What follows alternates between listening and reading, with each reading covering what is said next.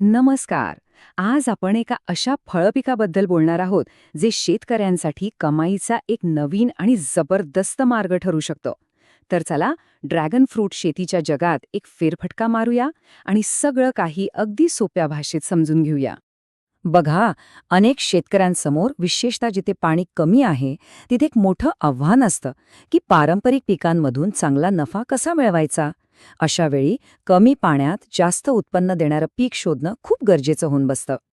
आणि हेच कारण आहे आज आपण बघतोय की शेतकरी ड्रॅगन फ्रूट शेतीकडे का ओढले जात आहेत.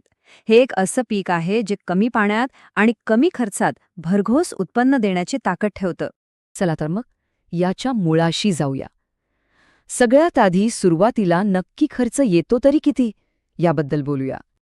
आता हा आकडा बघून कदाचित वाटेल की खर्च खूप जास्त आहे, पण एक गोष्ट लक्षात घ्या, एका एकरासाठी हा फक्त एकदाच करायचा खर्च आहे. ही गुंतवणूक पुढची 20-25 वर्ष आपल्याला फायदा देणार आहे.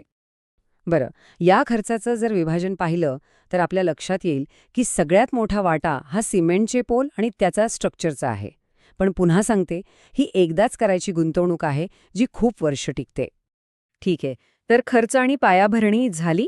आता पुढे जाऊया आणि बघूया की लागवड कशी करायची आणि पहिलं फळ हातात यायला साधारण किती वेळ लागतो. लागवडीपासून नफ्यापर्यंतचा प्रवास कसा असतो ते पाहूया. जून महिन्यात लागवड करणं सगळ्यात उत्तम मानलं जातं. यानंतर साधारणपणे 1.5 वर्षातच तुम्हाला पहिलं उत्पन्न मिळायला सुरुवात होते. आणि याची लागवड करणं तर खूपच सोपं आहे. एक चांगली 8-9 इंचाची कटिंग घ्यायची, तिला पेन्सिलसारखं टोक करायचं, बुरशीनाशकात बुडवायचं आणि प्रत्येक पोलजवळ 4 रोपं लावून टाकायची. इतकं सरळ आहे. सुरुवातीची गुंतवणूक झाली, लागवडही झाली.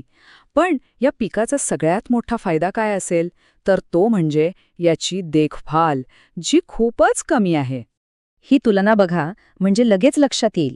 जिथे द्राक्षांसारख्या पिकाला 60-80 फवारण्या लागतात, तिथे ड्रॅगन फ्रूटला फक्त 5-6 पुरेशा होतात. आणि पाणी? हो, 1 एकर डाळिंबाच्या पाण्यात तब्बल 5 एकर ड्रॅगन फ्रूटची बाग जगू शकते. म्हणजे खर्च किती वाचतोय बघा. याच्या देखभालीचे मुद्दे तर आणखी सोपे आहेत. पाण्याचा निचरा होणारी कोणतीही जमीन चालते, फक्त तण काढत राहा.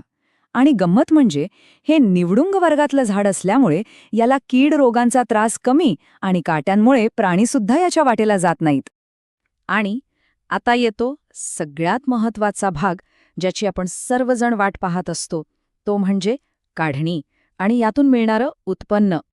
एकदा का तुमची बाग 3 वर्षांनी पूर्णपणे तयार झाली की मग 1 एकरातून वर्षाला आरामात 10 ते 15 टन उत्पन्न मिळतं. आणि दर? जम्बो रेटसारख्या चांगल्या जातींना बाजारात सरासरी 80 ते 120 रुपये किलोचा दर मिळतो. कधीकधी हा दर 70 पासून 150 रुपयांपर्यंत सुद्धा जातो. हे आकडे बघा, कमीत कमी जरी हिशोब केला तरी वर्षाला 7 लाख रुपये.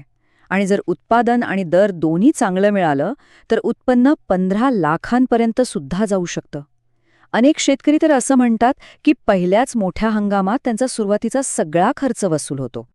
तर मग आपण गुंतवणूक पाहिली, प्रक्रिया समजून घेतली आणि नफाही पाहिला. आता या सगळ्याचा थोडक्यात आढावा घेऊया. मग या शेतीचा विचार का करायचा?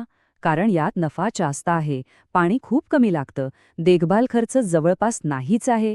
एकदा लागवड केली की 25 वर्ष कमाई सुरू राहते, बाजारात मागणी वाढत आहे आणि सरकारकडून अनुदानही मिळतं. कमी पाण्यात जास्त उत्पन्न आणि कमी देखभालीचा हा जो अनोखा संगम आहे, त्यामुळे हा प्रश्न आज अनेक शेतकरी स्वतःला विचारत आहेत. कदाचित याचं उत्तर हो असू शकतं. आशा आहे की ही माहिती आपल्याला नक्कीच उपयोगी पडली असेल. जर आवडली असेल तर आपला अनुभव कमेंटमध्ये नक्की सांगा.